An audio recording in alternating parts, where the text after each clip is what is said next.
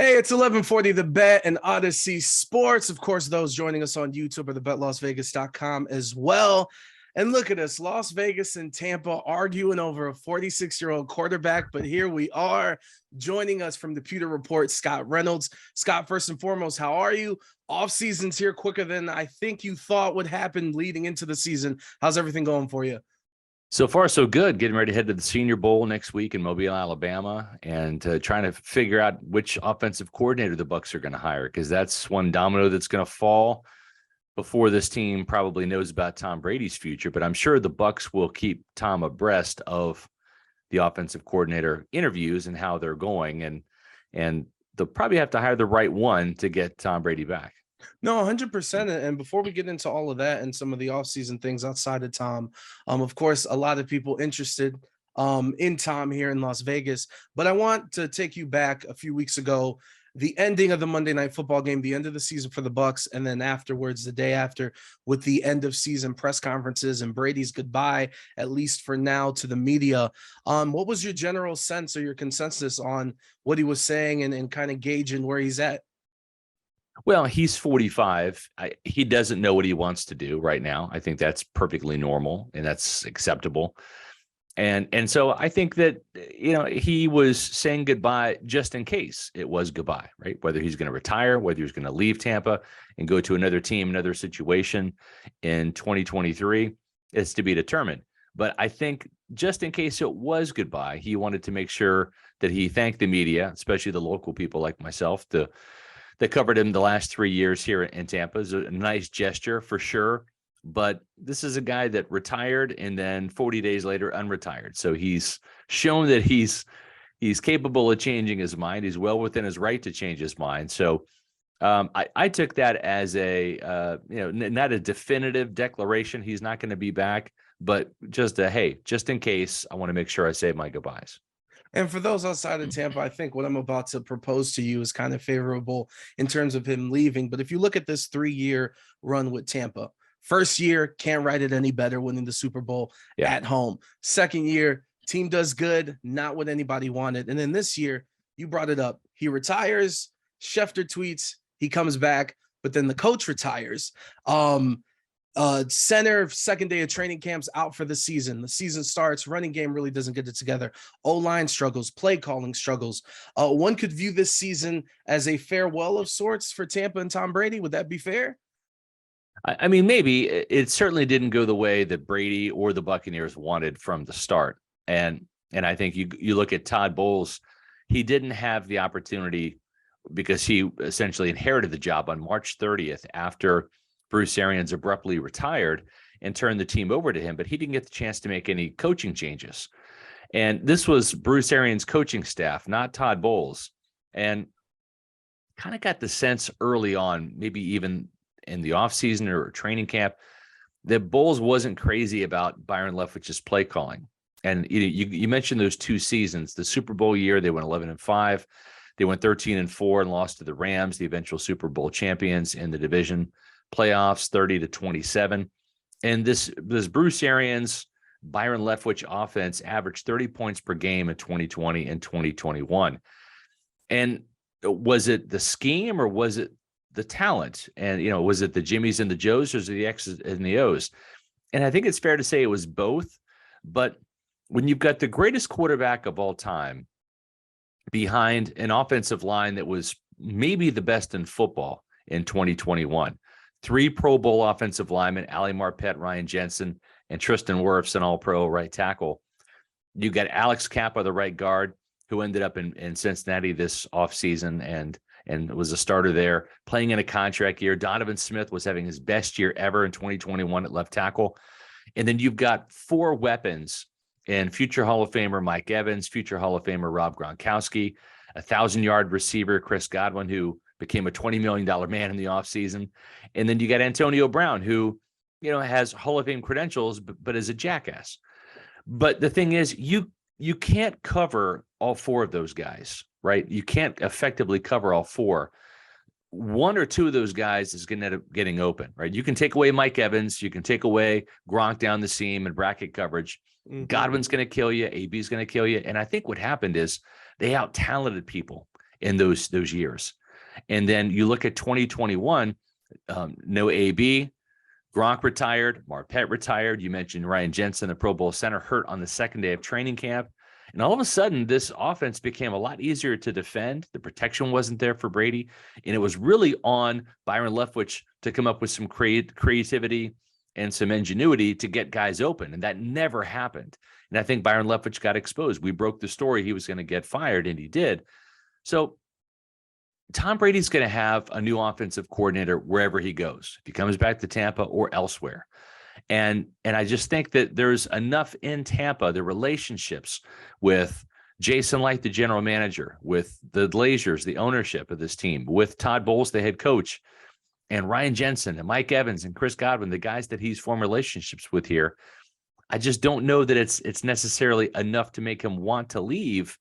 And where is he going to go where he's going to have a shot at making the playoffs and a Super Bowl? You know, that's the thing is where he's not there... playing just to play. He obviously Correct. wants to win.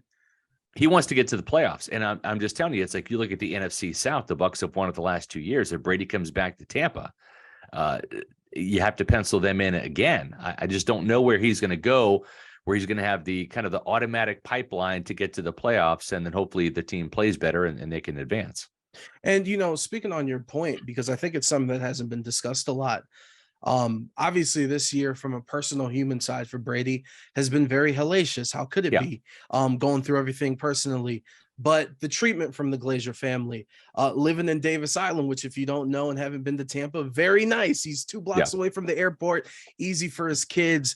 For instance, if he comes to Vegas, moving across the country, having to figure out where to live, plans with the kids, new teammates, new offense, might not be as crazy because the history with McDaniels and trying to make that work. Right. Like, and also the media and you guys covering it, when you have a situation with the superstardom celebrityness of Tom Brady and his wife, there's a lot of room for rumors. There's a lot of room for gossip. And that really didn't happen this much. It was really strictly what's going on the field. Right. You think all of these things are going to play or be on the top of his mind when he finally gets a second to sit down and really think about what his next steps are going to be, whether he plays or not? Yeah, I mean, I think you look at the Denver Broncos, right? They got Nathaniel Hackett this offseason, offensive-minded coach, work with Aaron Rodgers. And there was a lot of excitement in Denver, right? And then they trade for Russell Wilson. I mean, let's ride. You know, the hype was there. The hype was there big time. And it failed miserably. I mean, Hackett didn't even make it through the first year. And now all of a sudden, Russell Wilson can't play quarterback, and he's like a reclamation project for somebody. And it's a perfect example that the grass is not always greener wherever you go. And Brady struck it rich in Tampa, hitting, you know, a gold mine in 2020, first year. They battled through COVID together and they won the Super Bowl. And I just don't know where the scenario is going to be better for Tom. Is it going to be, you know, Las Vegas, where he goes out there? The defense has some serious question marks. They're coming off a 6-win season. Even though the Buccaneers weren't that great at 8-9, it was primarily the offense that was the problem, not the defense. Offensive line is terrible down here too. Offensive line's not good. Does Brady want to go and face the Kansas City Chiefs and Patrick Mahomes buzzsaw twice a year? Then you got Justin Herbert with the Chargers. That's not an easy path to the playoffs. Right now, you've got the other 3 teams with the Saints, the Falcons, and the Panthers kind of in disarray. They're in rebuilding mode in really all 3 of those locations. It just, to me, seems like this is the more advantageous spot for him. You look at even the Miami Dolphins. I don't know that there's any inclination to get rid of Mike McDaniels. Brady's not exactly a great fit for that system or scheme that requires a lot of quarterback bootlegs and waggles. So I don't know. You mentioned his kids. Tampa is, you know, it's a 40-minute private plane ride to Miami, where he can go see his kids or put the kids on the plane, and all of a sudden they're up here. It's super close by. Jack, his older son, is up in New York. It's still the Eastern time zone. That was something that was important to Brady when he made Tampa Bay the choice in 2020. So family's important to the guy. I think he's going to come back for one more year, whether it's in Tampa or elsewhere. A lot of turmoil and kind of questions last year. I think right now, with him being divorced, I'm curious as to see what a completely focused Tom Brady will bring to some team in 2023. And again, I wouldn't rule out Tampa. Remember, the Glazers, Jason Light, Todd Bowles, they stood by him in his darkest hour. They gave him 10 days off in training camp. He wanted to go to Robert Kraft's wedding on a Friday night and see his son Jack up in New York. They said, sure, we'll meet you in Pittsburgh. This team was extremely accommodating to Tom Brady, and I don't think that's going to be lost on Brady. I think that means a lot. No, 100%. And that'll lead me into my final Brady question before we get into the rest of this team and your guys' offseason. One thing I want to bring up to you is, do you feel like there's any diminishing qualities to Brady?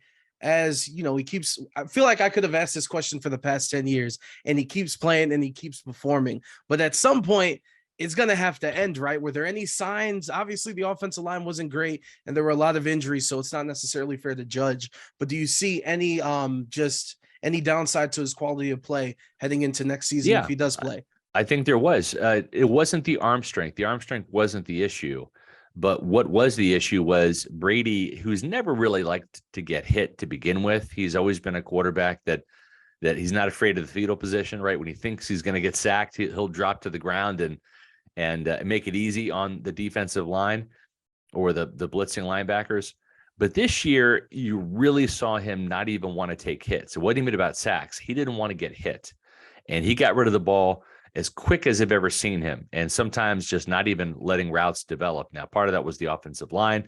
He didn't really trust it as much when they had some serious injuries. Tristan Wirfs missed some games, the right tackle. Donovan Smith at the left tackle missed some games. Obviously, they were playing with a new center and Robert Hainsey and a rookie left guard for half the season, Luke Gedeke. So there was a lot of disarray on that offensive line. But Brady did not want to take a hit. And that was something that really stymied the downfield passing game because those deep shots to Mike Evans just really weren't there because there were so many times he didn't let the routes develop. So wherever he goes, that's going to be something Brady's going to have to kind of deal with and contend with. Now, he did lose about 15 pounds through the mental rigors of this divorce, and I understand that.